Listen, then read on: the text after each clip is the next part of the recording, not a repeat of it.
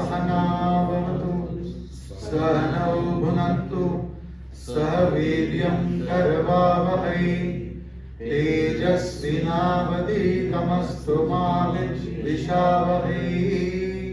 Om Shanti Shanti.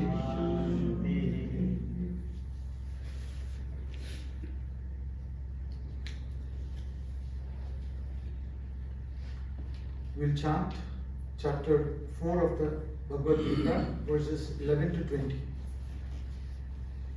Ye yata mam prapadyante tam sataiva bhajamyaham mama vartmanuvartante manushya partha sarvashah kamshanta karmanam siddhim yajanta iha devataha क्षिप्रं हि मानुषे लोके सिद्धिर्भवति कर्मजा चातुर्वर्ण्यं मया सृष्टं गुणकर्म विभागशः तस्य कर्तारमपि मां विद्यकर्तारमव्ययम् न मां कर्माणि लिम्पन्ति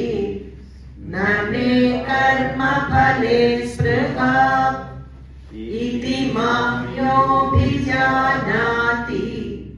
कर्मभिर्न स बध्यते एवं ज्ञात्वा कृतं कर्म पूर्वैरपि मुमुक्षुभिः कुरु कर्मैव तस्मात् त्वं पूर्वैः पूर्वतरं कृतं किं कर्म किमकर्मेति कवयोऽप्यत्र मोहिताः तत्ते कर्म प्रवक्ष्यामि यज्ञात्वा मोक्ष्यसे शुभात् कर्मणो ह्यपि बोद्धव्यं बोद्धव्यं च विकर्मणः अकर्मणश्च बोद्धव्यं गहना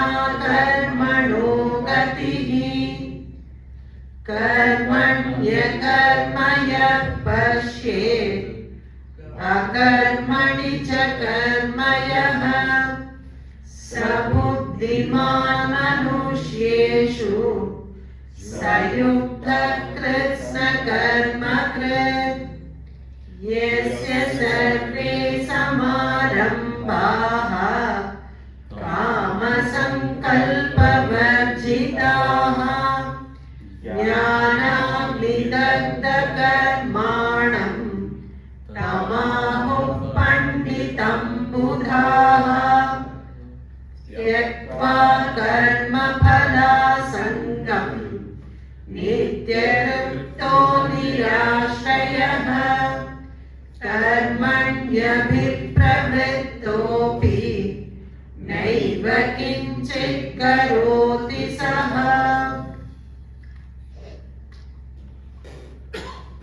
Yesterday we had just started verse number 13 of this chapter 4, Gnana Karma Sannyasa Yoga, the yoga of renunciation of action in wisdom. The thought flow so far has been, in the beginning Shri Krishna tells Arjuna that I gave this knowledge to Vivaswan, imperishable yoga to Vivaswan. Vivaswan gave it to his son Manu. Manu gave it to his son Ikshvaku. This knowledge has been passed on from time immemorial, from father to son, and he passed on it to his son, like that. This knowledge was transferred from one generation to another generation. After having reflected upon the knowledge received, they imbibed the knowledge, they lived the knowledge, and then passed it on. But in between, he says, due to long lapse of time, Due to long lapse of time, this knowledge is lost. In the sense, in between, people sent their life's activities towards senses and the mind rather than towards the Atma. They lost the discipline, and this knowledge is also lost. This is what I explained to you.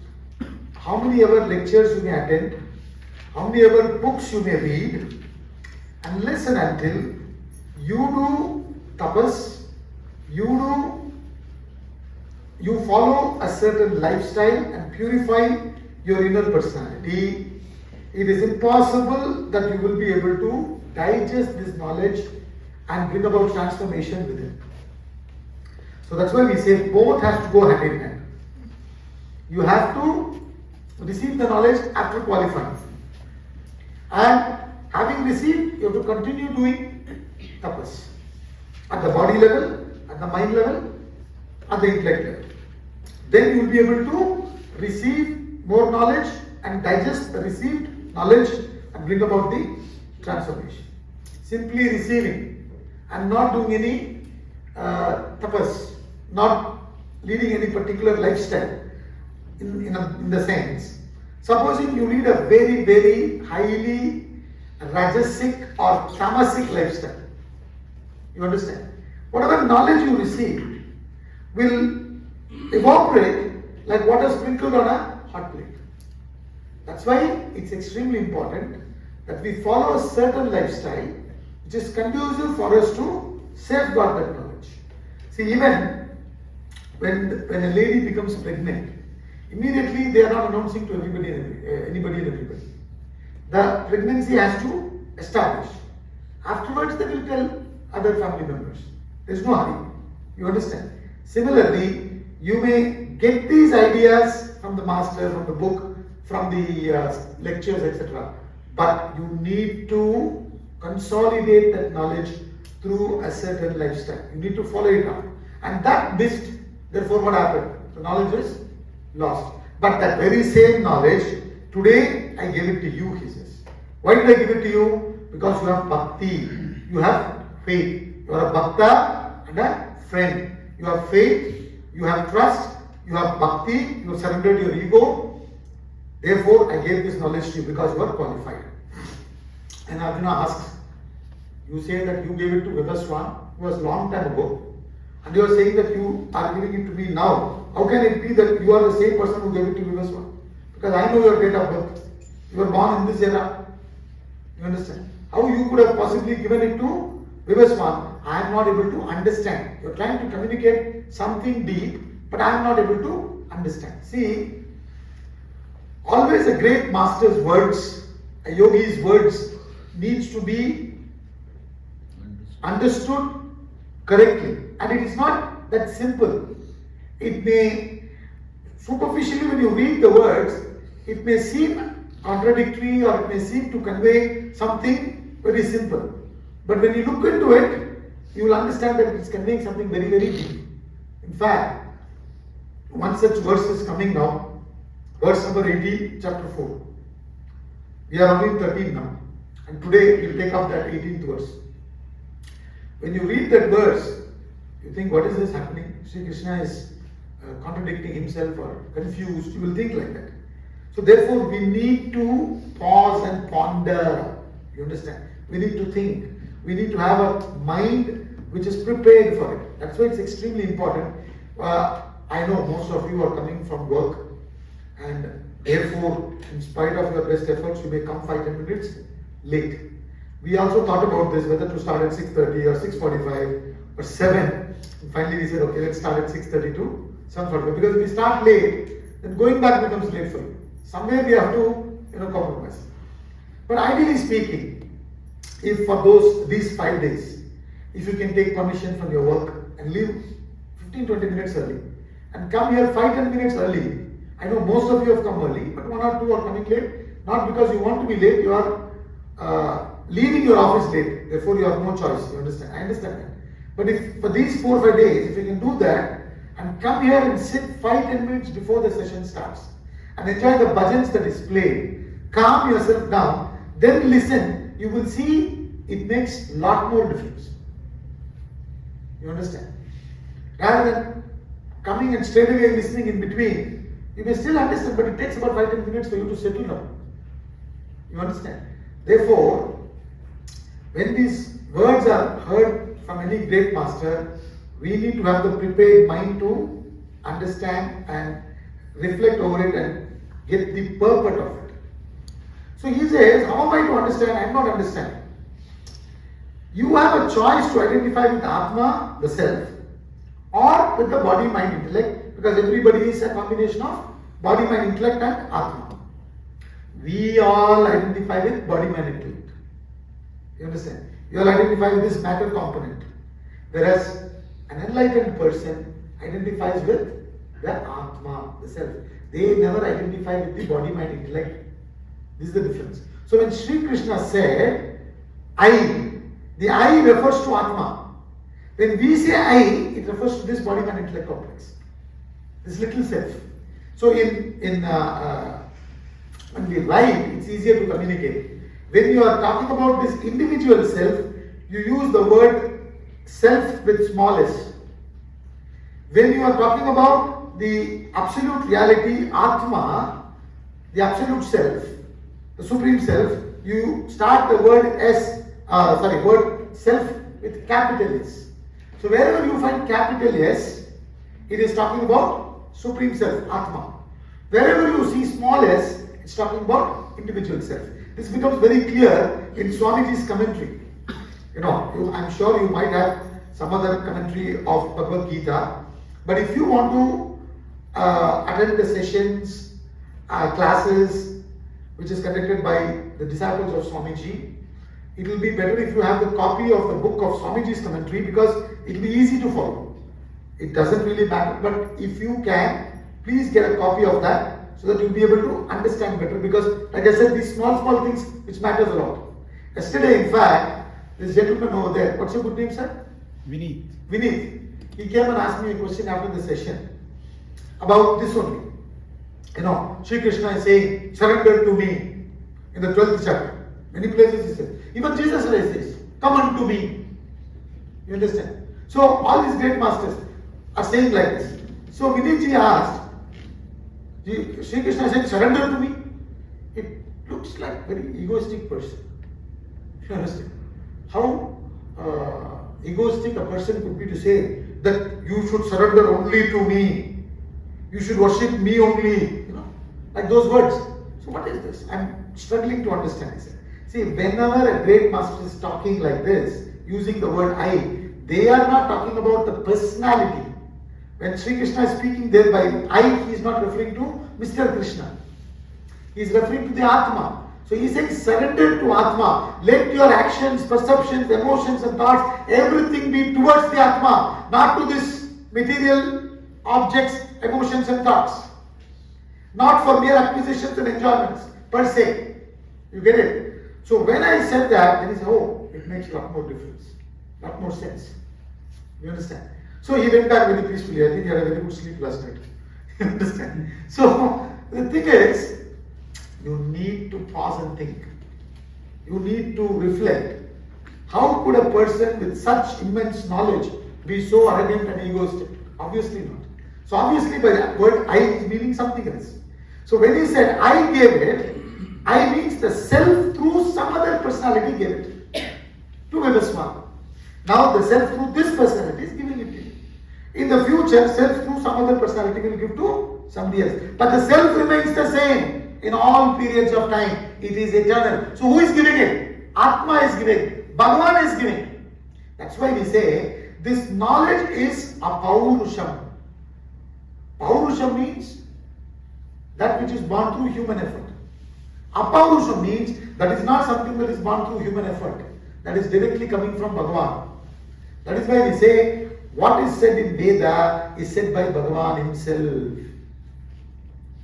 You understand? In other words, when any human being identifies with Atma and realizes the self, enlightens after dropping the ego, after dissolving the ego, after merging the ego with the Atma, he or she has now united with the divinity. Therefore, who is speaking? Divinity is speaking through him or her.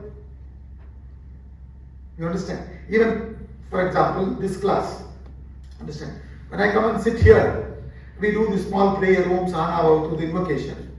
And then, to whatever extent we can dissolve the ego, we continue the talk.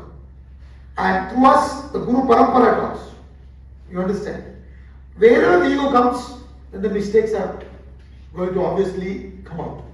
You understand? So to the extent you dissolve the ego, to that extent what communicates? Atma only communicates. That's why the topic here, from verse 1 to 10, is what? Self is the eternal teacher.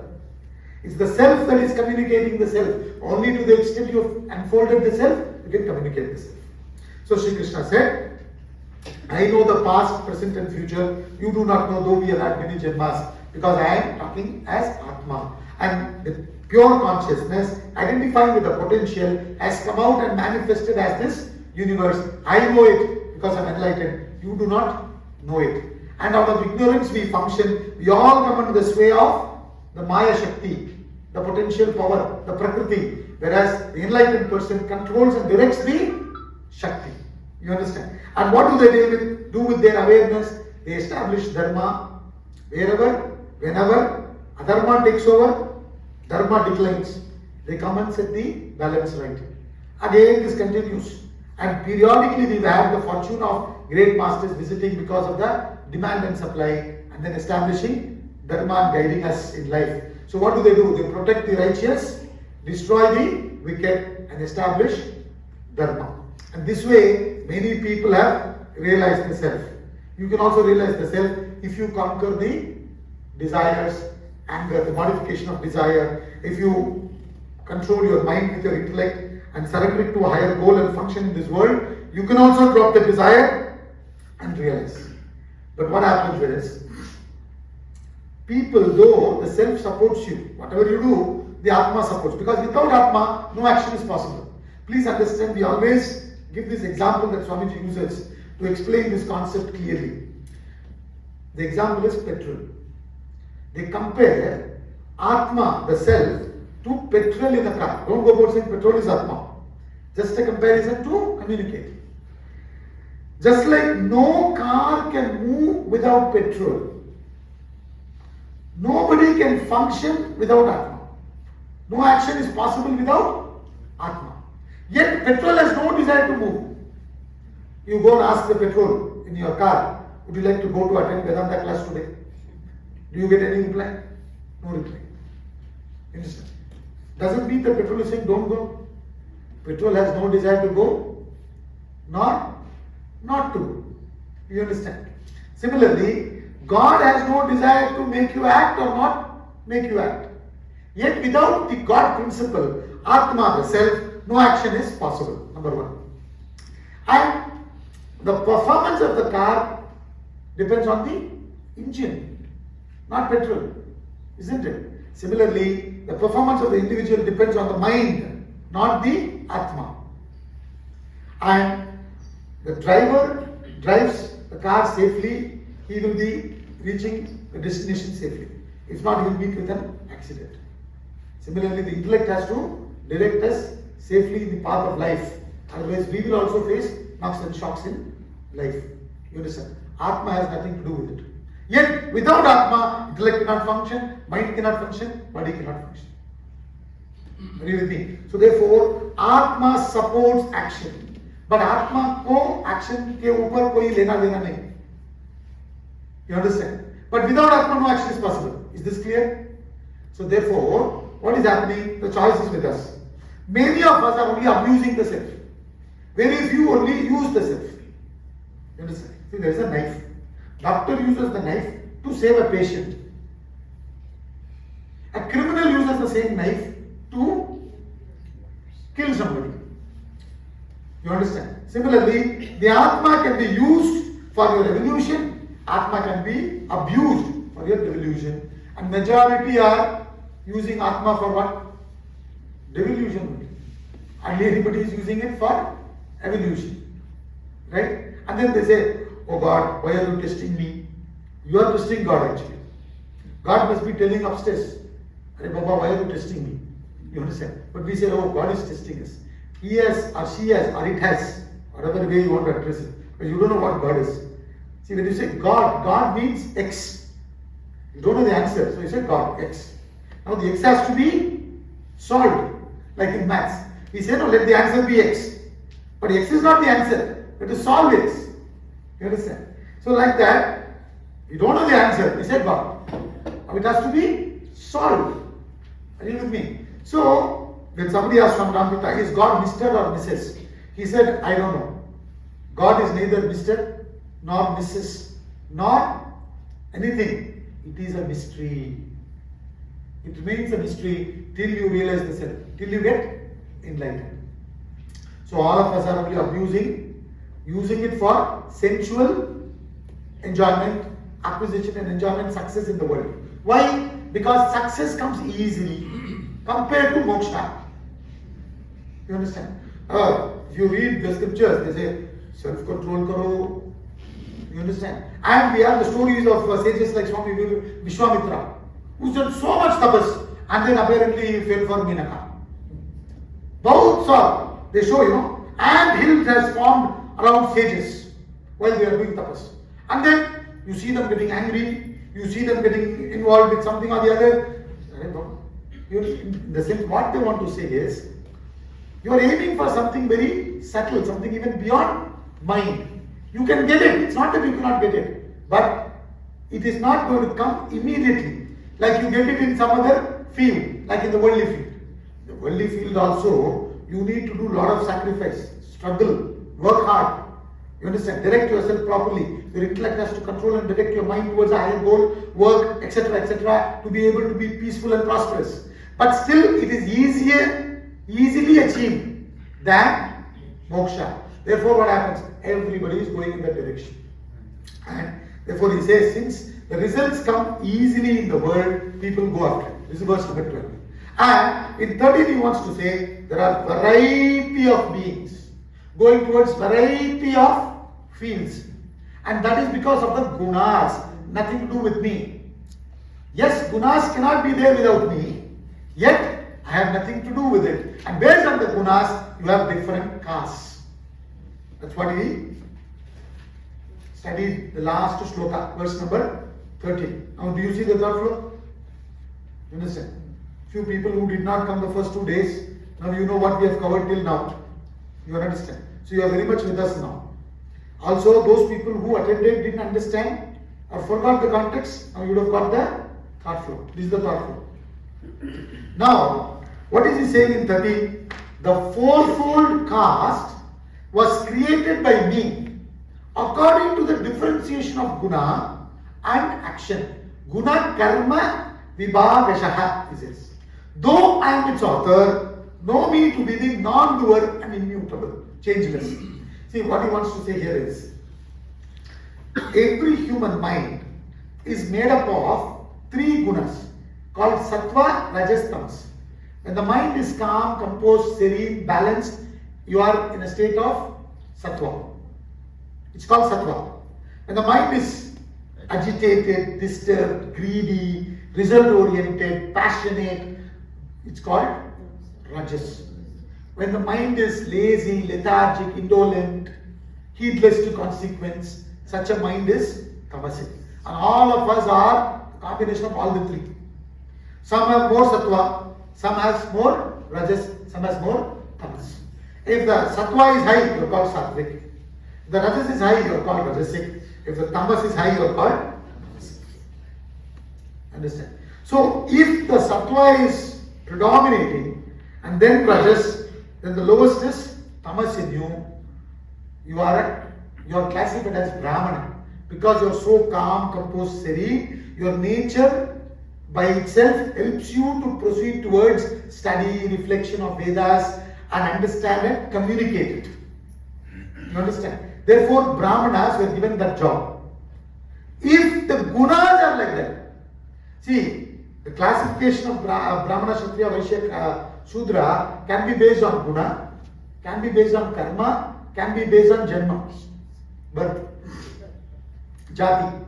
You understand? Nowadays, purely because of jati, I am a Brahmana. People claim so. You understand? Nothing to do with guna. But that is not what Gita is saying.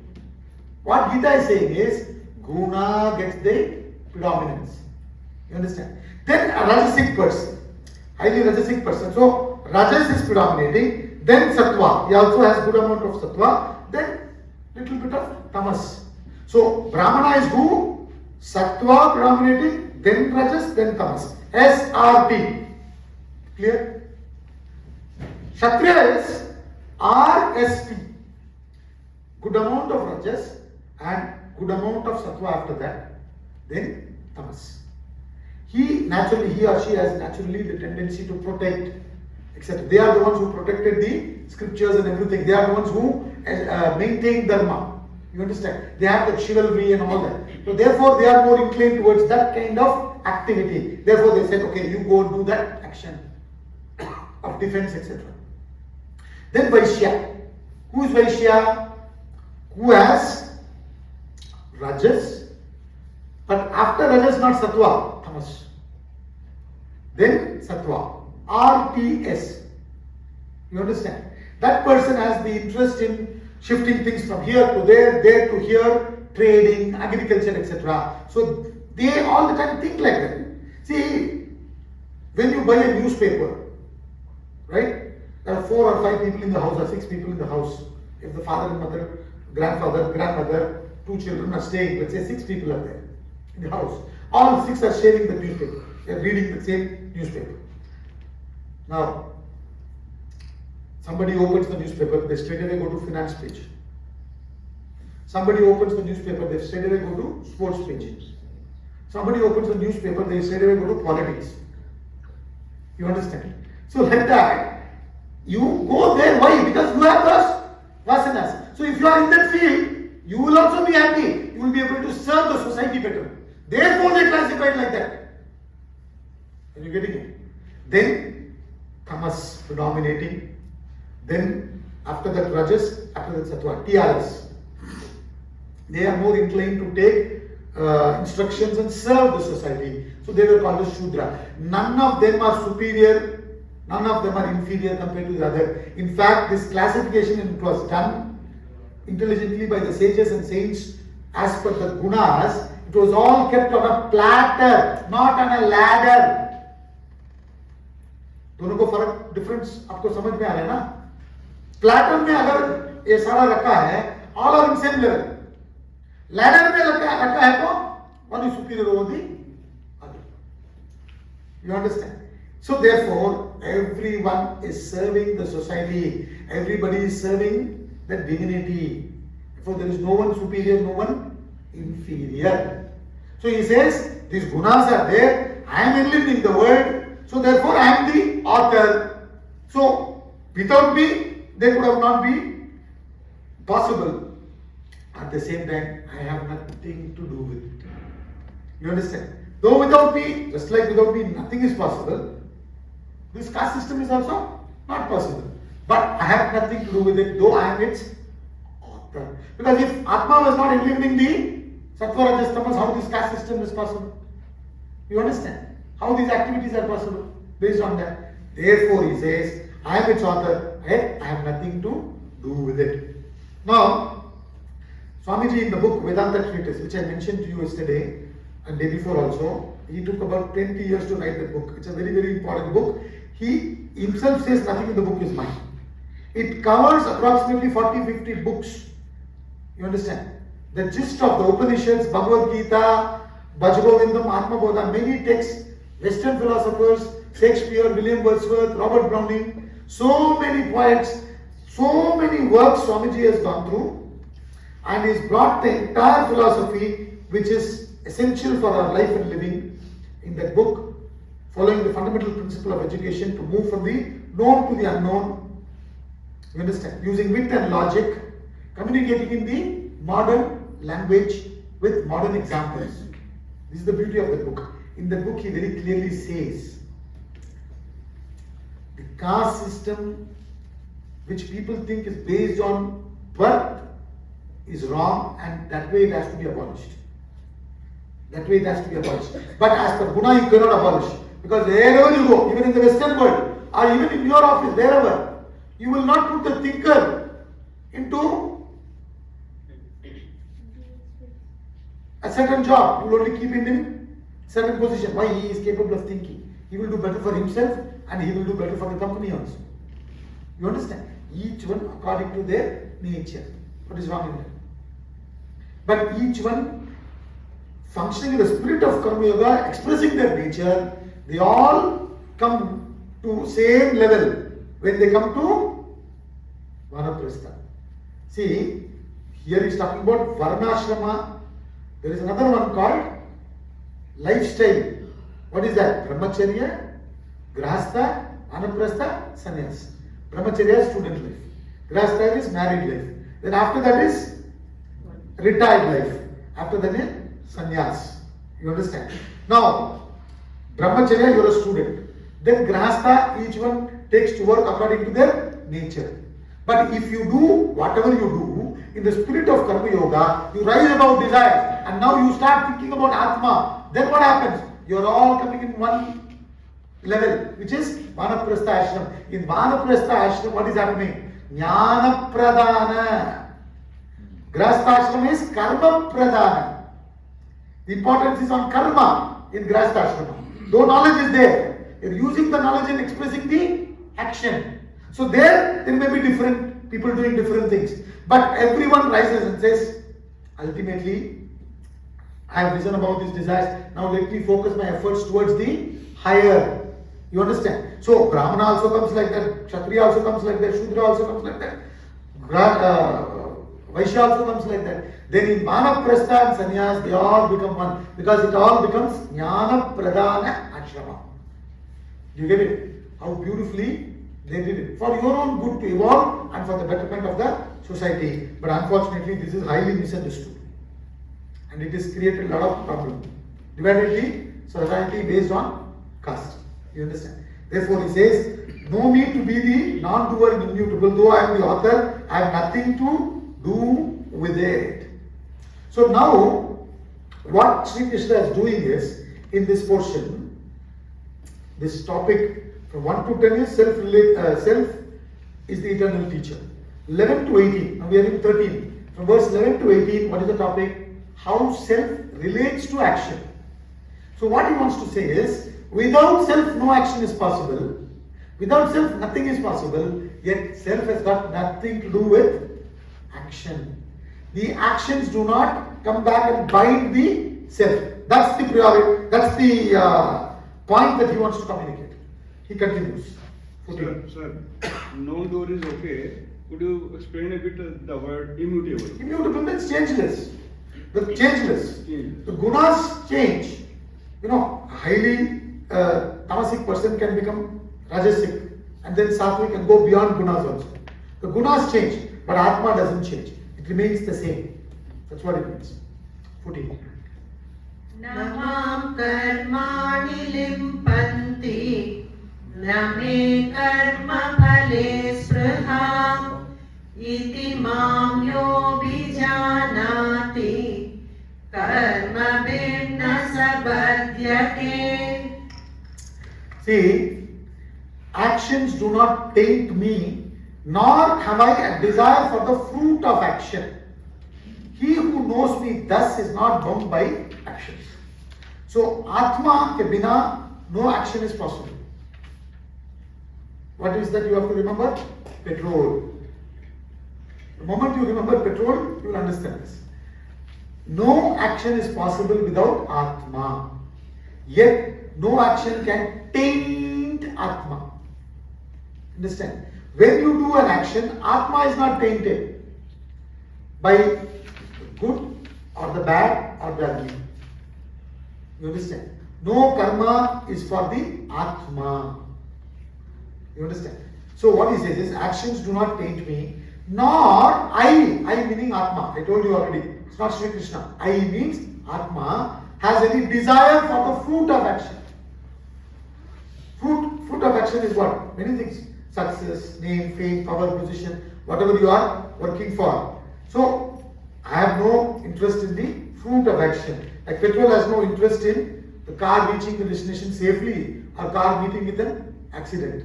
Just like that, I have no interest in the fruit of action. Neither the desire nor the fruit of action have anything to do. You understand? Therefore, what happens? When an action is done, it will produce results. See, every action will have its own results. But the result doesn't taint the Atma. It only taints the individual if the individual had the doership. If the individual had the doership. Atma has no doership. When do you get tainted? When you say, I am doing it. Aham karta. You understand? Now, if you understand that you are Atma, what is Atma? Atma is akarta. Equipments are functioning. So then how will you function in the world? You will function like an actor on the stage. Like an actor on the stage. You understand? Yes, sir. Yeah. Sir, doesn't that isn't that Vasanas are imprints over the Atma self? No, not on the Atma. Vasanas are there in your system. From the Vasana comes the mind, intellect and the Atma. Body. From the Vasanas, what comes? Mind, intellect and the body. You understand? It's the seed. But Vasanas do not color the Atma. When Atma functions through the Vasanas, you become the deep sleeper. When Atma functions through the mind, intellect, you become the dreamer. When Atma functions through the physical body, you become the waker. Vasanas do not color the Atma. Vasana means ignorance. Atma has no ignorance. It is like saying, sun has darkness. Does sun have darkness? Does sun know darkness? S-U-N.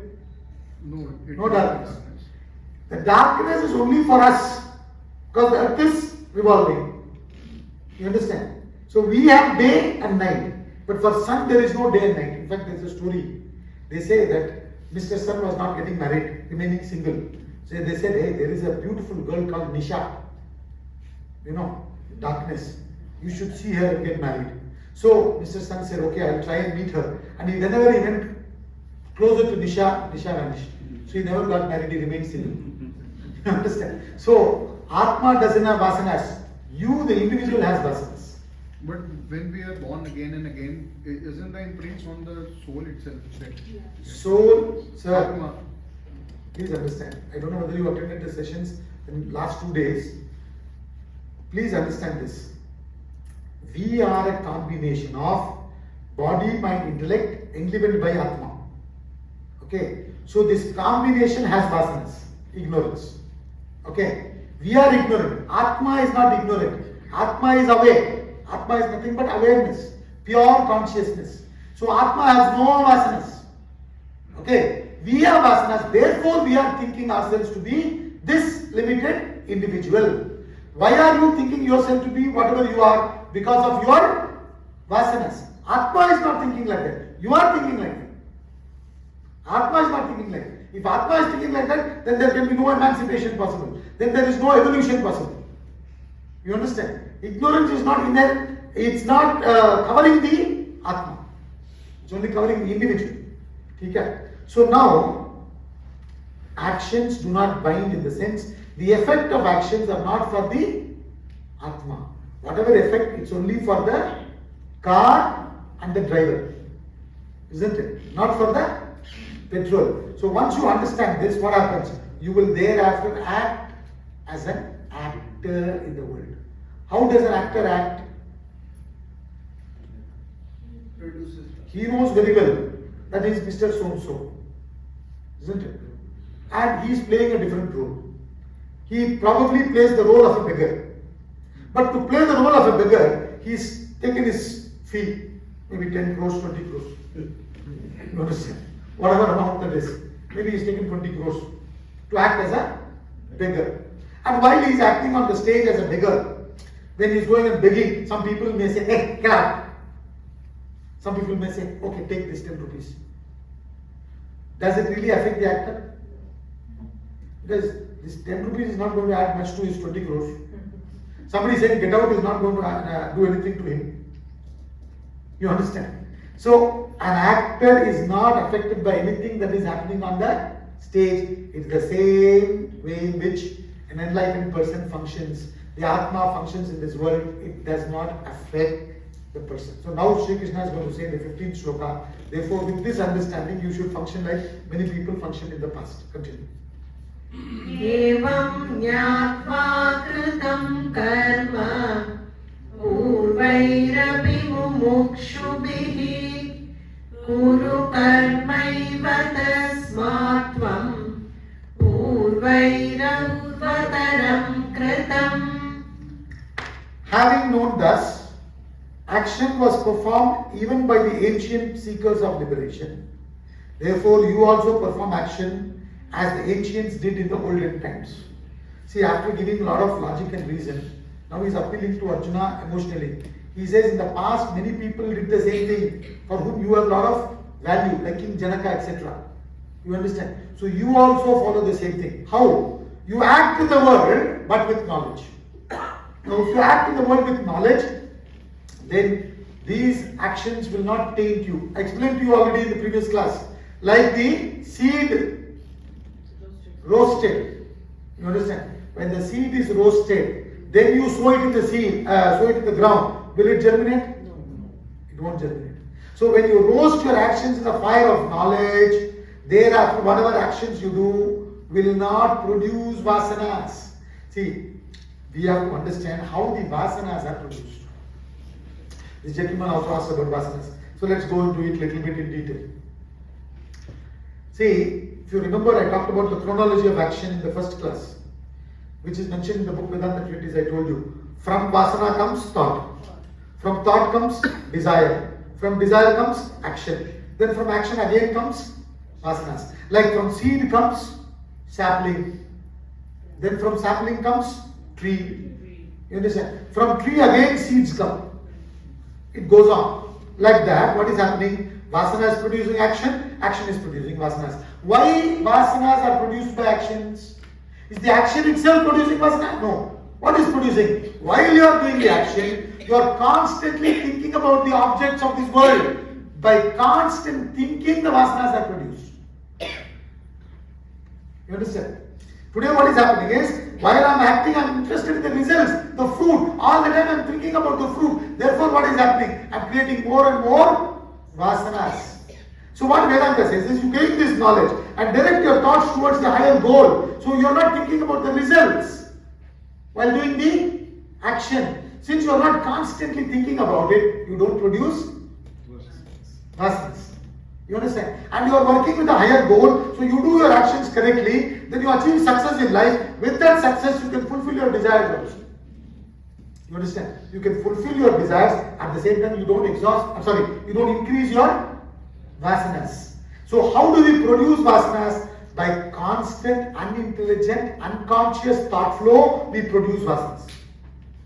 So now how do I have to get rid of vasanas? How did we produce vasanas? By unconscious, not conscious. Sorry, I think I made a mistake. Did I say unconscious or conscious? Unconscious. I said unconscious. Okay, then I'm right. By unconscious, unintelligent, constant thought flow, we produce vasanas. How do you get rid of vasanas? By conscious, intelligent, constant, intelligent, conscious thought flow. You reduce vasanas. Simple. You get it? So, therefore, through karma yoga, where you direct your thoughts towards the higher, not think about the results, you reduce the vasanas, you fulfill your desires, and you move on. Therefore, he says, the way to reduce vasanas is karma yoga, knowledge. Karma yoga means what? Action governed by knowledge. You understand? Thus, so many people in the past were in the world living, performing karma yoga and getting liberated. After liberation also, some people continued living in the world, some people remained as a sannyasi. Whatever may be the lifestyle, both are enlightened. So here what he is saying, having known thus, action was performed even by the ancient seekers of liberation. Therefore, you also perform action as the ancients did in olden times. In other words, don't stop action and run away, which is what Arjuna wanted to do, no? Arjuna wanted to do what? Stop action and Run away. So Sri Krishna is telling, don't stop action, run away. Do the action. Like the ancient people, with the knowledge, drop the vasanas and devolve. Continue. किं कर्म किमकर्मेति कवयोऽप्यत्र मोहिताः तत्ते कर्म प्रवक्ष्यामि यज्ञात्वा मोक्ष्यसे शुभात्. Even the wise are deluded here as to what is action and what is inaction. Therefore, I shall teach you action, knowing which you will be liberated from evil. So what he's saying is, wise meaning here, people who are learned. You understand? Who are learned, but they are also confused about what is action, what is nitya karma, what is naimittika karma. Nitya karma means daily routine obligatory duties. Naimittika karma means special duties. What is my duty? What am I supposed to do? What I am not supposed to do? Everybody is confused, he says. Therefore he says, I shall teach you all this, knowing which you will become liberated from evil. Evil, when they say in Vedanta, they mean Vasanas. When they say sin, they mean the agitations that is brought about by the desires. So you will become free from agitations and Vasanas if you know what is action, what is to be done, what is to be avoided, what is karma. All this I will explain to you in detail. He says. Continue. कर्मणो ह्यपि बोद्धव्यम् बोद्धव्यं च विकर्मणः अकर्मणश्च बोद्धव्यम् गहना कर्मणो गतिः. Gahana karmano gatihi. The nature of action is impenetrable. It is very deep. So he is explaining, verily action should be known. What is action should be known. And then what is forbidden action should be known. Karma, action. Forbidden action is what? Vikarma. 3 words he uses. Karma means action. Vikarma means forbidden action. Then he uses the word akarma. Akarma means inaction. So he says, you should know action, you should know forbidden action, and you should know inaction. Akarma. Okay. Now see, these are all technical terms, you should understand correctly. Karma means nitya karma, naimittika karma. Daily, routine, obligatory duties and special obligatory duties. You understand? This comes under karma. Forbidden actions means what? Vikarma means those are forbidden, those are against your evolution. Whatever is against your evolution. For example, drinking, gambling, etc. Generally, they say drinking. Why? What does drinking do? It robs your awareness. Isn't it? Why do we say these things you avoid? Drinking, drugging and all that. It robs your awareness. Then you give it to your desires. When you give it to your desires, then you will be multiplying desires, you will be destroying yourself and you will be destroying others. Therefore you say that it is forbidden. Anything that comes in between you and your evolution is forbidden. You understand? So therefore he says, vikarma should be known. Then he says, akarma. What is akarma? What is akarma tattvam? I explained to you, no? Atma is a doer or non-doer? Not doer. Loudly. Loudly. Atma is a non-doer. When you say Atma is a non-doer, if you little bit pause and ponder, you will understand what you are saying. What you are actually saying is, I am non-doer. When you say Atma is non-doer, I am akarta. You understand? The equipments are functioning. I am non-doer. So when he says akarma, what is it referring to? Atma. Who is akarma? Who is inaction in this context? Inaction doesn't mean not doing. Inaction doesn't mean not doing in the context. Inaction means akarma tattvam. What is that? Atma. You get it? Now 18th shloka, very, very important shloka. Okay, so please focus. He explains action, forbidden action, inaction. Now in the next shloka, he is going to tell us something very, very deep, very important. In fact, this 18th shloka of chapter 4 is very important shloka in this chapter and in the entire Gita also. Please continue. Can you please explain inaction? Inaction, I told you, Atma remains inactive principle enlivening the body mind intellect to act. Therefore, it is called inaction. Therefore, it is a non-doing principle. You understand? It's a non-doer. Yes. Continue. Karmanya karmaya pashet akarmani cha karmayaha sabuddhiman manushyeshu sayukta krishna karmakrit. He who sees inaction in action.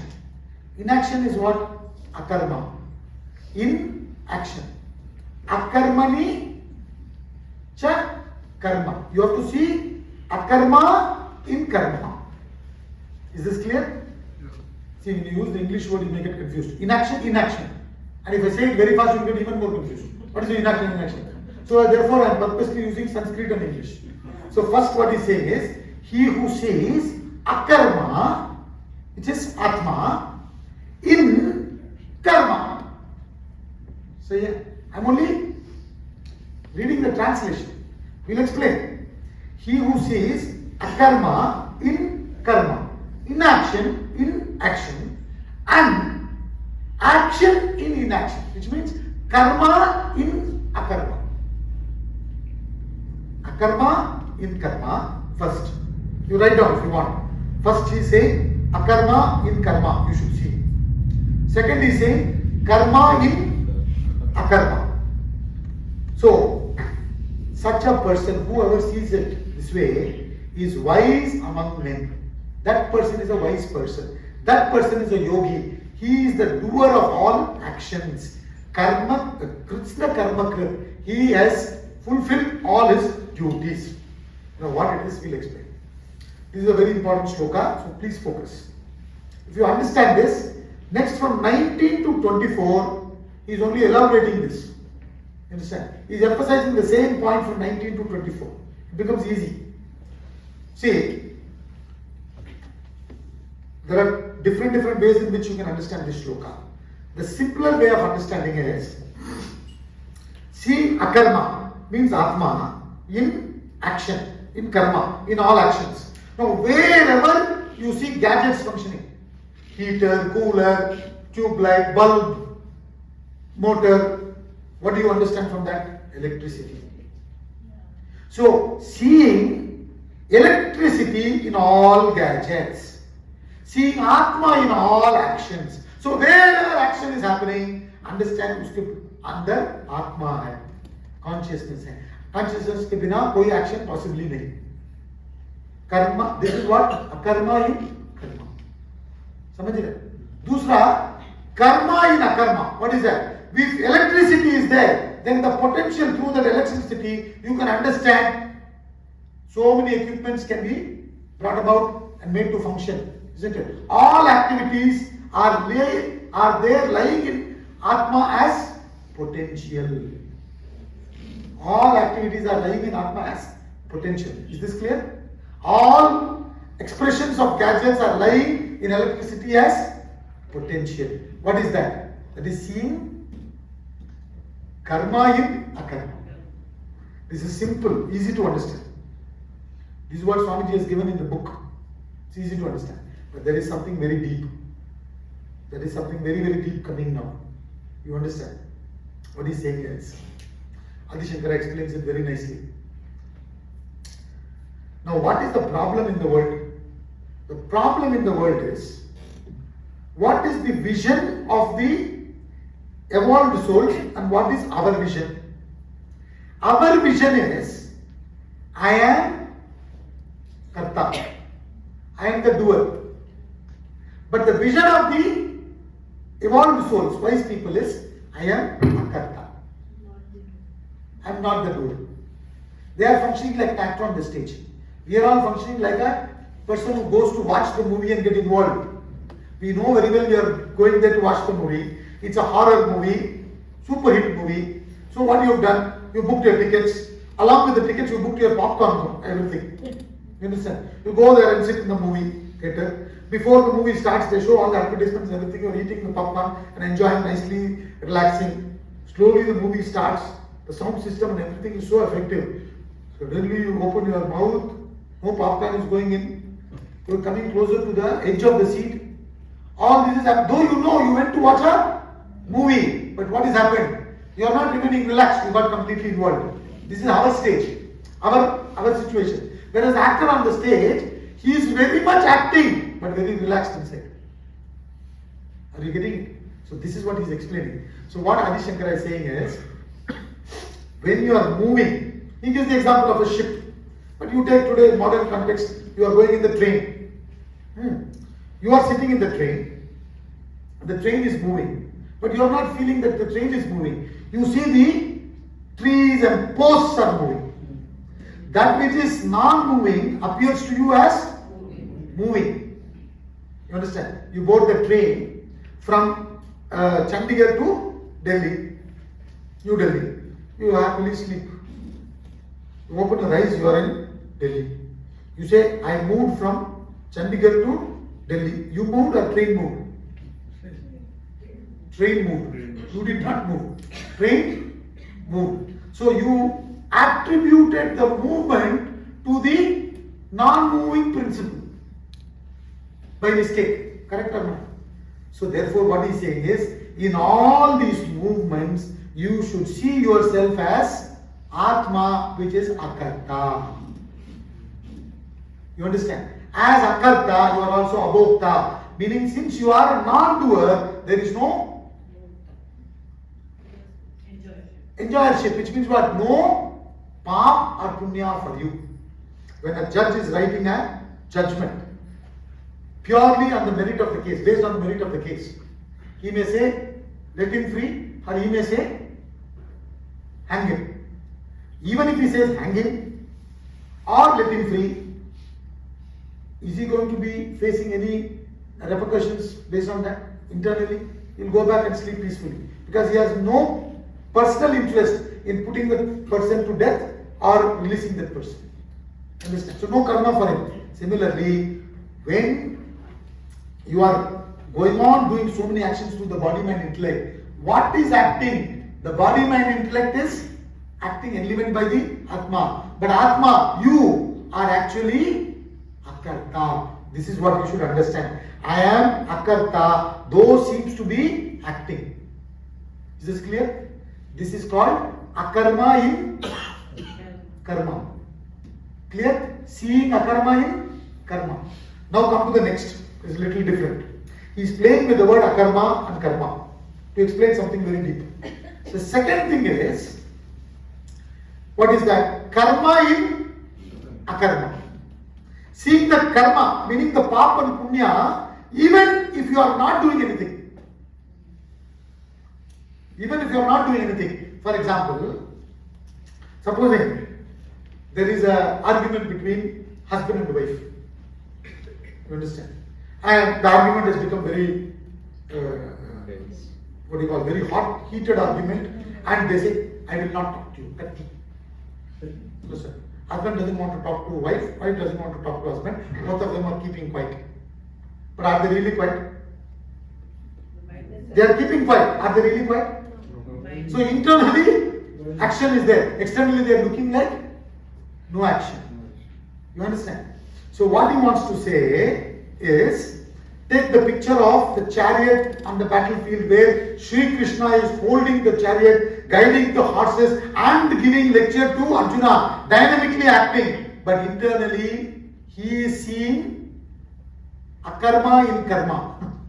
He is relaxed.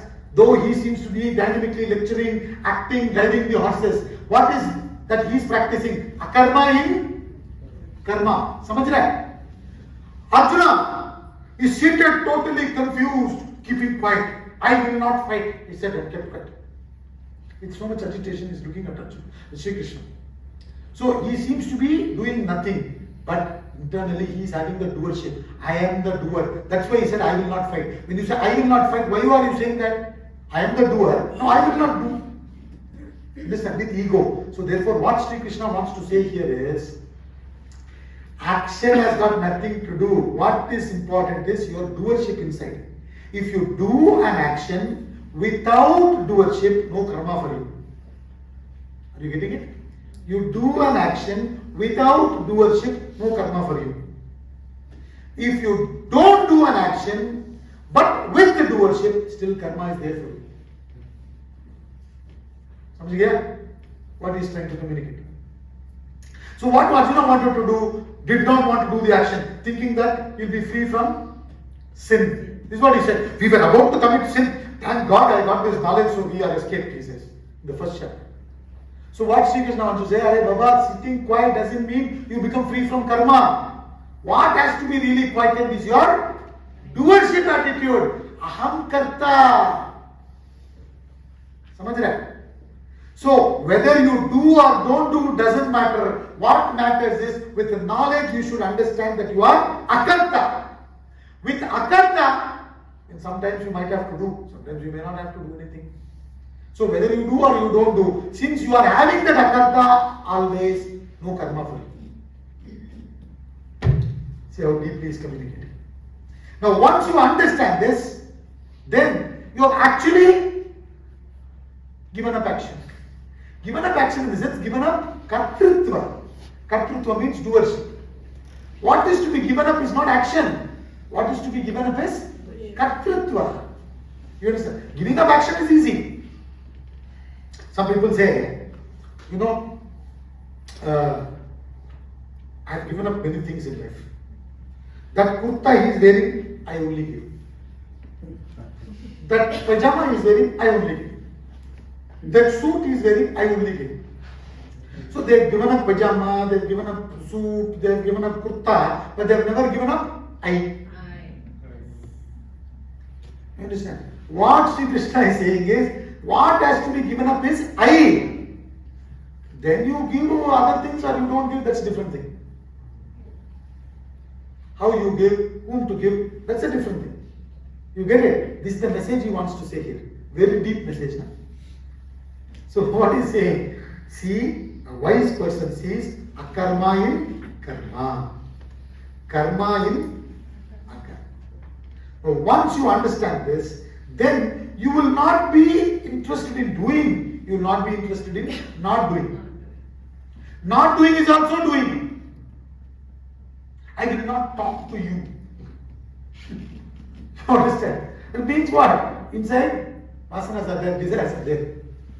You understand? There is no need to talk, no need to not talk. If there is a need, talk. If there is no need, don't talk. You understand? No problem. What we are trying to do is, we are trying to silence the body, mind and intellect. What we need to do is, we need to gain the knowledge about our Atma. That is the beautiful message Sri Krishna is communicating this here. And then he says, from 19 to 24, he is going to talk about this only. Same thing in different ways. Continue. Yasya sarve samarambhaha kama sankalpa varjitaha jnana nidanta karmanam tamahum panditam buddha. He whose undertakings are free from desire and expectation, whose actions are burnt by the fire of knowledge, him the wise call a sage. So who is a sage? A sage is got nothing to do with what lifestyle. Because if we close our eyes and think of sage, what comes to our mind is Makaro, Bada Dali. The beard has to be so big. Swami Chinmayananda says, the longer the beard, the greater the sage. That's how we understand. But what is the definition of sage by wise people? He says, he whose undertakings are free from desire and expectation. Not undertaking. I don't want to undertake anything. No, that is not what he is saying. He may or she may take up certain undertakings if it's needed, but with no desire, no expectations. Means what? No doership, no kartrutva. Understand? Situation needs, I do it. The situation demanded, Sri Krishna became the charioteer. In some other situation, they say in the story, when there was a big gala party going on, get together going on, each people who were coming to the party were assigned some job to take care of certain responsibilities. And Sri Krishna was given the job of taking care of the shoe stand. He said, no problem. He took care of the shoe stand. And he took care of the shoe stand so well, beautifully arranged them, it seems. Whoever came, they were all stuck there only. They were not entering the party hall only. That's what the story says. So in other words, whatever may be the duty that is to be done in the context, that person does with no personal involvement whatsoever, with no personal motive whatsoever, no desires, no expectations, no sankalpa, kama sankalpa vivarjita. Understand? They are not having any desire or expectations. They simply do what they have to do. You understand? And how do they do it? They do it with knowledge. Their actions are burnt by the fire of knowledge. The seed is burnt by the fire. Similarly, their actions are all burnt by knowledge. Therefore, they don't gain any karma. Continue.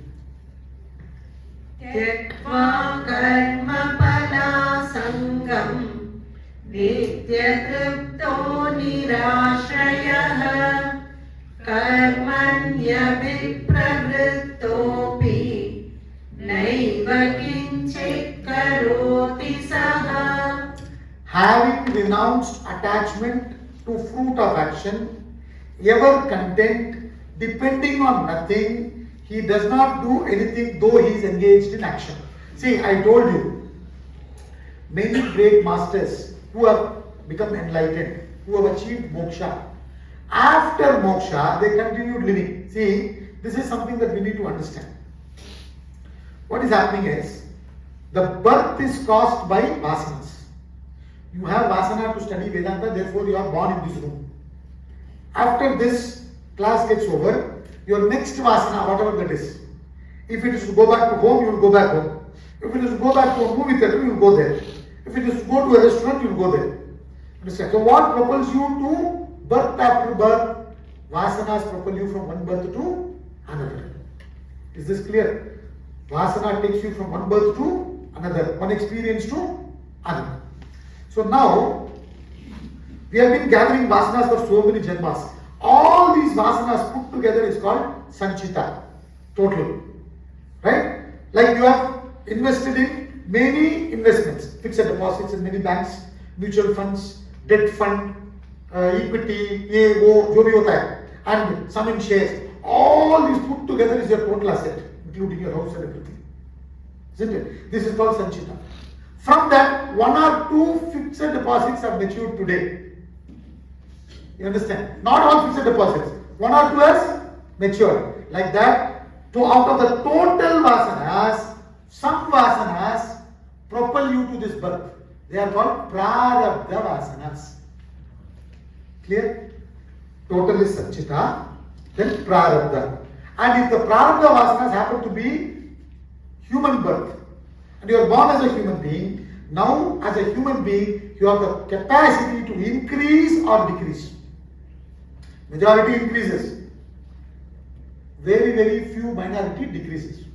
Okay. But as a human being, you have a choice to increase vasanas or decrease vasanas. This increasing, you have new vasanas. They are called agami. What are they? Sanchita, prarabdha, agami. So now, when a person gains the knowledge, what are the vasanas the person exhausts? Sanchita and agami, they are able to exhaust. But the prarabdha vasana, which propelled them to birth, continues. Like, you switch on the fan is running at 5 speed now. You switch off the fan. Will the fan stop immediately? Because of the initial momentum, the fan continues. So yeah. Similarly, because of the initial momentum, some people like Saint Tyagaraya continued singing after enlightenment. Some people like Swami Ram Tirtha went and lectured in this country and abroad. Understand? Some people like Ramana Maharshi simply sat down in quietude. So, there are different variety of enlightened people living different lifestyle. Understand? Some people very much in the world, dynamically acting. Like Swami Vivekananda. You understand? Some people very quiet, remaining quietly inside the ashram or wherever. You understand? Different lifestyles. Though they are all enlightened. Why? It is because of their prarabdha. You understand? So as per prarabdha, their lifestyles may vary. In fact, what happens is, if somebody is in the ashram, sitting quietly in meditation, even though he may be realized, may not be realized, you will consider him as realized only. What a great stage. You understand? But if you will see some realized soul as a DJ, you will not know. You won't even imagine that that person can be realized. You understand? I'm only giving an example in modern context. So what Sri Krishna says is, there are people in the world very much involved in worldly activities, but they have nothing to do with that. That's what he's saying. Having renounced attachment to the fruit. You understand? Ever content. They are very happy internally. Ever content. Depending on nothing. See, the more and more you spiritually evolve, less and less dependence happens. 25% evolved, 75% you will be dependent on the world. 75% you evolve, you will be dependent on the world only 25%. If you evolve 100%, your dependence on the world becomes zero. We are talking about mental dependence. You understand? Physically, to come to this class, you might need a vehicle, but you are not mentally dependent on it. So a Mahatma is not at all mentally dependent. He may lead any different lifestyle. That's what he's saying. He doesn't do anything, though he is engaged in action. Continue. निराशीर्यत चित्तात्मा त्यक्तः सर्वपरिग्रहः शारीरं केवलं कर्म कुर्वन्नाप्नोति किल्बिषम्. So now he is talking about a different person who is having a different lifestyle of sannyasi lifestyle. So he says, hoping for naught, with the body and mind controlled, having relinquished all possessions, doing merely bodily action, he incurs no sin. So what he is saying is, remember what we discussed in 18th shloka, karma in karma, karma in akarma. Once this becomes clear, it doesn't really matter what lifestyle you follow. Understand? Depending upon your prarabdha karma, you will follow your lifestyle. Now there are people who are in sannyas lifestyle, like research scholars sitting inside the lab. You understand? There are other fellows who are in marketing job, running around Chandigarh, Mohali, going to Himachal, here, there, everywhere. So different lifestyle people have. So now he's talking about sannyasi. So what he's doing, he is controlled mind, intellect, everything, with no hope. He also has no hope, no attachments, nothing. He has relinquished possessions. The other fellow has not relinquished possessions. This fellow has relinquished possessions. He didn't want to even have anything. Understand? Even a begging bowl I don't want. Why? Because my palms are there. So he is leading a lifestyle of no possession. Previously he talked about a person who has lifestyle of tremendous possessions, like King Janaka, being in the palace. You understand? Both the fellows' internal mind is same.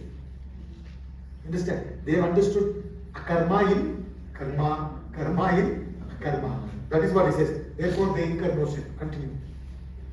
यदृच्छालाभसन्तुष्टः द्वन्द्वातीतो विमत्सरः समसिद्धावसिद्धौ च कृत्वापि न निबध्यते. Content with whatever is got unsought, whatever is got unsought, or not got unsought. You understand? Whatever is got or not got also. They don't seek anything. Whatever comes, they accept as prasad. See, when you go to temple, you close your eyes and you receive the prasad. You don't see what prasad, you put it in your mouth. You understand? So when you understand that it is all given by Bhagavan, you don't see what is coming, what is not coming. Whatever coming, not coming, they are satisfied inside. They want nothing. They reach that highest perfection of Atma. So they are free from the pains of opposites, heat, cold, all that. They become free. They don't seek anything. Rising above the pains of opposites, they are free from the internal modifications like kama, krodha and all that. So he gives envy here. They have become equanimous in success or failure, though acting is not wrong. So all he wants to say is, don't stop acting. Rise above doership. Kartrutva ko hatana padega. Instead of removing the kartrutva, we are stopping the action because that is easy, no? That is easy. I will stop going to work for 2 days because I am cutting with my boss. I will show to him how I am important. And I don't go, nothing happens there, no. So I will show. Let him do it himself. Then he will understand. You are sitting quiet, supposedly on leave, but mentally getting karma. You understand? That is what is explaining. Continue. So though they are doing or not doing, they are incurring no sin. 23. Gata sangasya muktasya jnanavastita chetasaha yajnaya charata karma samagram praviliyate. So this person who's got this knowledge, what was explained in verse number 18, seeing akarma in karma, karma in akarma, that person is devoid of attachment. One who is devoid of attachment and is completely liberated from the pairs of opposites with the mind established in knowledge. Their mind is fully established in the knowledge. What knowledge? What he discussed in verse number 18. They know the truth of Atma. They have realized, they have enlightened themselves. They simply act in the world for yajna. Yajna means sacrificial activity, acting for the welfare of the world. Yajna here means two things importantly. Either they are simply exhausting their prarabdha karma, which I explained, or they are doing it for the welfare of the world, what is called as loka sangraha. You understand? In the good of the world, they express their nature, whatever it may be. You understand? So therefore, they are doing it as a sacrifice. He brings in the concept of yajna. So he says, they are functioning in the spirit of yajna. Therefore what happens? Their whole action is dissolved. Means all karmas are dissolved. They don't incur any karma. No papa or no punya for them, though they are acting. In us, even though we are not acting, we will be incurring papa and punya. See, in the world outside, somebody is murdered. There are 10 fellows planning and scheming to murder one fellow. Let's say. One fellow succeeded and murdered him. Who will be sent to jail? Who will be sent to jail? All the 10. All the 10. All the 10. Because they planned what it The was. fellow, they were not together independently. Let me clarify. Independently, they are not known to each other, but all 10 fellows independently scheming and planning to murder somebody. One fellow. Okay. Only one fellow succeeded. Okay. All the other fellows, before they could even attempt, other fellow attempted and killed. Who will be sent to jail? The fellow who killed. In the court of law in the world. But the fellows who were planning and scheming, they are also incurring sin, though they have not committed the act. Are you getting it? This is what Shri Krishna is telling. You understand? So here, go to the positive side now. Positive side, soldier is killing a terrorist on the battlefield. Or, you understand? So he has no personal vengeance or anything towards that person. So, even though he seems to be killing, he will incur no sin. He will incur no sin. So, what is important is not the action, it is the doership, the motive. They do not have the motive. Therefore, what happens? All their actions are dissolved. They don't incur any vasanas. All their vasanas are dissolved. Now, 24th sloka. Very often we chant this sloka before meal. You understand? Very important sloka. In fact, this entire portion after 24, with 24, this topic ends. Enlightened actions are not binding. That topic ends from 19 to 24. 25 to 30, he talks about converting each and every action into worship. Converting every action into worship. That he talks from 25 to 30. Very important portion. Okay? Which we will do tomorrow. So 24th sloka onwards we will start tomorrow. will conclude.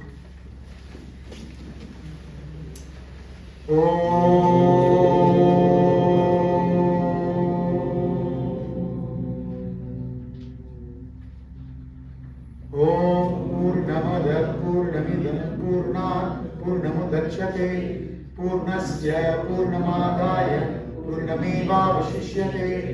Om Shanti Shanti Shanti.